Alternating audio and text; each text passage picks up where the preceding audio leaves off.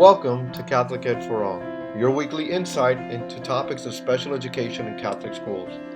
My name is Dr. Raul Escarpio, and I invite you to join me each week as we learn how to be more inclusive in Catholic schools and continue to live out St. John Paul II's message of open wide the doors to Christ. Many thanks go out to RCL Benzinger, who is generously sponsoring this podcast. RCL Benzinger enriches the worldwide Catholic community by providing the most engaging and highest quality resources, programs, and services rooted in the rich and diverse tradition of the Catholic faith. And now, on to our show. On the show today, I am joined by Mrs. Lisa Montez Stockstad, proud parent of 3 children with special needs. Why, hello, Lisa. Welcome to the show and thanks for being here. Hi, Raul. Thanks for having me. I'm so glad you could be with us. Lisa, can you tell the audience a little bit about yourself? Yes. Well, I'm the proud parent of 3 special needs children. My oldest, Sonia, is 18, and I have a son, Luke. He's 16, and Cole, he's 13 and a half. I've got to add the half because he'll give me grief if I don't. At that moment, So, yeah. yes. So, so I live in Arizona. We live in Chandler, Arizona. And my husband, his name is Troy. And I'm a native Arizona, and all my kiddos were born here in Chandler. And Troy's from North Dakota. So I put the native in there because whenever I tell people I'm a native Arizonan that I meet here, they're like, oh, I've never met a native Arizonan. I guess we're like a unicorn or something, like we don't exist, because there's so many people that come to Arizona, just like Florida or wherever. But like I said, I kind of hit the jackpot with 3 special needs kids. And they all started in the public schools, the local public schools. My daughter, she has cerebral palsy and epilepsy, so she's in a wheelchair, nonverbal, and she requires a lot of supports. And then my 2 sons both have autism. And Luke, my middle son, he's the one that goes to a Catholic school at this time. He's actually been in the Catholic schools for the last couple of years. And the reason that he ended up at the Catholic schools is, like I had mentioned, all the kids started in public schools, and we went down that road. And for my son, Luke, I felt like we weren't getting enough inclusion time for him. He has learning disabilities, severe learning disabilities, along with his autism. And I think just because of that, he wasn't being allowed access to the gen ed curriculum. So we worked really hard with the educational advocate to help find us a good school for him. And thankfully, when he was leaving our local elementary school and going into junior high, we approached St. Mary Basha Catholic School for him to attend their junior high. And we're very lucky to have met a great principal there, Tiffany Seibert, who understood what we were looking for in terms of having access to the gen ed curriculum, being with his peers, that we felt as a family that was going to be best for Luke, for him to be able to improve his social communication, his academics, and just the whole ball wax, I guess, in terms of what we were looking for my son Luke. And thankfully, like I mentioned, we found that at St. Mary Basha. And at this point, that was 2 years ago, so fast forward 2 years, and he's now a freshman at Holy Family Academy in Phoenix, Arizona. And that's a small, traditional Catholic school. And they are just going through the process process of being recognized by the Phoenix Diocese as a Catholic school. They had just their first year was last year, was their first school year, and this is their second year. So we kind of found them at the right time because we were looking for continue on with Catholic education for Luke, and thankfully we found it with Holy Family. Fantastic. So first of all, you are special, especially blessed by the Lord, since you have three children that are Yes, loved in a special way. yes, I also wanted to share that being from Miami and now living in Georgia, in Miami, it's true. People, oh, you're a native Miamian? Really? You didn't come from anywhere else? So that's interesting yeah, that you would yes, say that. So yes. about Luke, he's the Uh-huh. one that's in your Catholic school. And I think you said he's at Holy Family. Is that right? Is that where you said? Yeah, yes, it's called Holy Family Academy, Okay. and they're a small traditional private Catholic school.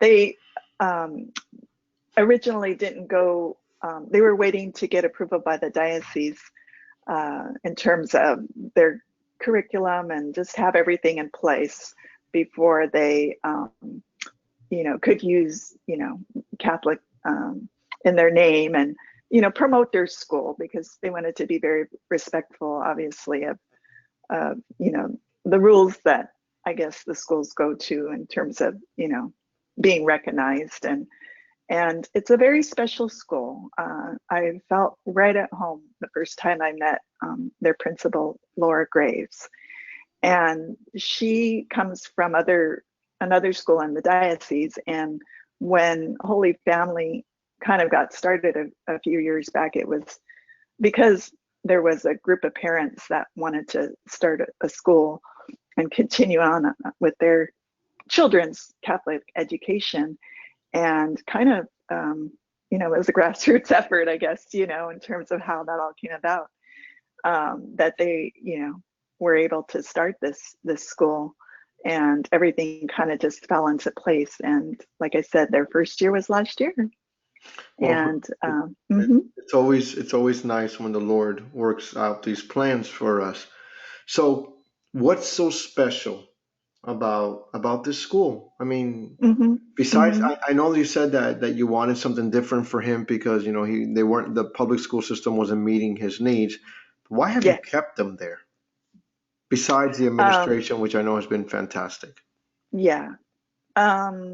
Well, if what has happened, I guess, for me in my my journey in terms of seeking out inclusion for all my kids, it started more than, my daughter's 18 now. So when she started kindergarten in the public schools, was lucky enough to have been involved with other organizations that promoted inclusion and inclusive practices. And at the time, I had no idea that, oh, there's a choice. We don't have to go into special ed. We especially in the public schools, the least restrictive environment. There are little IDEA that allows the kids to, be in an inclusive setting that is supported. And I found that out way back in the day. And so when my kids, my boys came along and had autism, I knew from the beginning that was the route that I was going to take with them, that they were fully capable of being included in gen ed and with their peers. We didn't need to go in a specialized classroom with other, there's no doubt that the other kids with autism, they're our friends and we love them, but I felt like, what are we learning from each other with 10 other kids like my son in one room and not being able to have access to, the other things that come with gen ed and education. And so my husband and I, we just kind of, stuck to our convictions in that way, and had went down the road with, like I said, with my son Luke, in elementary school, we really fought to have him mainstreamed and more inclusive time, but we weren't successful. So when it came time for him to move to the junior highs, like I mentioned, the Catholic schools here in the Phoenix diocese, we are trying to be more inclusive, more open. And it all started with who I think you talked to before on your podcast, Colleen McCoy. I was just thinking of her. Yes. And so thankfully, there had been some things in place and some education already done within the diocese to start the schools on the path to being more open and welcoming. And so there had been that groundwork with that Arizona Catholic Schools. There's a charity, a fund that allows the various Catholic schools to take advantage of, to learn about including special needs and diversified learners. And so I think our journey, it was just, a blessing that we came along at the right time. The administration was open to having Luke. He was one of the first kids at St. Mary Basha that was accepted, knowing full well that he had the diagnosis of autism. And, what was special about that is that the school, the kids just embraced him. At first it was kind of, okay, this is a little different. And the teachers, had never, had a kiddo like Luke, especially somebody at an older age. And I'm sure that maybe in the school there had been younger kids, because it's a K through 8th grade.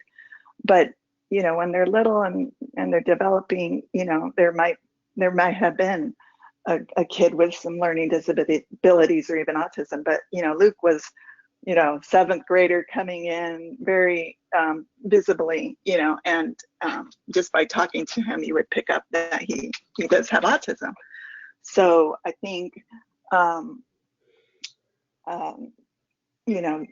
like I said, we were very lucky and that we were able to be included in that particular school. And just the whole gamut, whatever activity, whatever sport, he was able to be involved in. He was in basketball, he was in the Christmas play, he was in the Lion King, the school play. He got to go to Washington, D.C. as an 8th grader with the other students. And, so many things just that he was able to just, take part of. And I'm really proud of Luke, because I always say this, one of his special gifts is that Luke is able to tailor his behavior and the way he acts in terms of what's going around in the environment around him. So if the students are, at a table and doing their work, he's going to do the same thing. If they are, all involved in a game, he wants to be involved. He's kind of that kid and wants to join in, wants to be a part.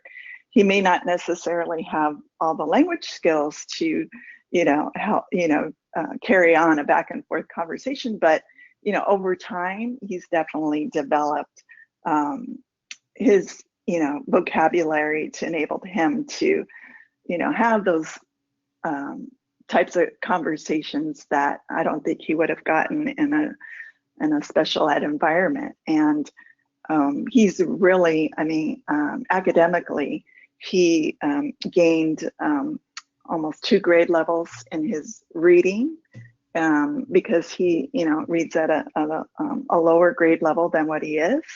And so what I would also like to say, and what also helped us with this, his education, is that Arizona is a school choice state where they offer what's called the Empowerment Scholarship Account. The Department of Ed allows parents to apply and receive a scholarship for their kids that have special needs, diagnoses of autism or what have you, and even kids that are typical learners. You can get a scholarship that allows the kids to be educated either in a private school or homeschooled. So public school is an option now, and we fully took advantage of that when we left the public schools. We applied, and because of his diagnosis of autism, he got fully funded. With that funding, based on his autism and his learning disability, we were able to pay the tuition for the private school as well as hire an aide for him to an academic aide. So he does have a one-on-one aide in the school, and she and we hire that person. So I think in our situation, we've been, it's kind of a different model. Sometimes schools have an aide, but the schools that we had been in, Luke, we required more supports, and we understood that as parents. So we kind of, went, above, I think, Right. what, yeah, it's one of those things if parents don't know about, then, that's too bad, because I think this is a great option for them. And, a lot of parents do take advantage of the ESA, not only to send their kids to religious schools, but also to send kids to, there's a lot of schools, autism schools here in the Valley that have popped up because of the ESA funding. And I think, they're, again, a great option. But for our family, we were definitely looking for inclusion opportunities for my son, or my boys. So it seems like you've had a lot of victories as a Yeah, result of Catholic schools. So yeah. now, being the learned scholar that you are with Catholic special education, let's, Hmm. because the time has gotten away from us, can you please tell Yes, the yes. audience, what should Catholic special education look like? Well, I think Catholic special education look like is that it should look like what the population of the community that it is in. What does that look like? You're going to have people of all um, colors, and they're going to have different learning disabilities or not. When we have our special kids, I'm always kind of bolstered by this thought, is that there will be no special target or special movie theater that our kids will be going to after they graduate from school. They're going to be in the community, and they are going to need to navigate that environment. And so to keep them kind of sheltered and not give them those experiences of being with their peers in general education, I think that is what Catholic education should look like, and not necessarily cater to the special ed part, but cater to the whole child and what their interests are and where they're at, meet them where they're at, and be able to support that. And I understand that the small schools and the private schools, it takes a lot more resources to do that. But in our situation and other families, they can take an ESA scholarship account program and make a world of difference for that child. Absolutely, absolutely. Lisa, I thank you so much for joining me today. I wish you nothing but prayer and blessings as you continue your number one mission in life, and that is being a mom to your wonderful family. Thank you so much for joining me, and God bless you. Well, that's it for this week. If this podcast was a blessing to you, can you please head over to iTunes and subscribe and give us a review or a rating? It really does help other Catholic educators find the podcast and use it as a resource. Thanks again to the amazing people at RCL Benziger for generously sponsoring this podcast. Check out their new resource for Catholic schools, Blessed Are We, Faith in Action, which enables teachers to share the love of Christ with children who have special needs. Visit rclbenziger.com to learn more. Join me again next time as we continue to advance God's kingdom by including all of God's children in Catholic schools and faith formation. Until then, this is Dr. Raul Escarpio. Thanks for listening, and may God bless your day.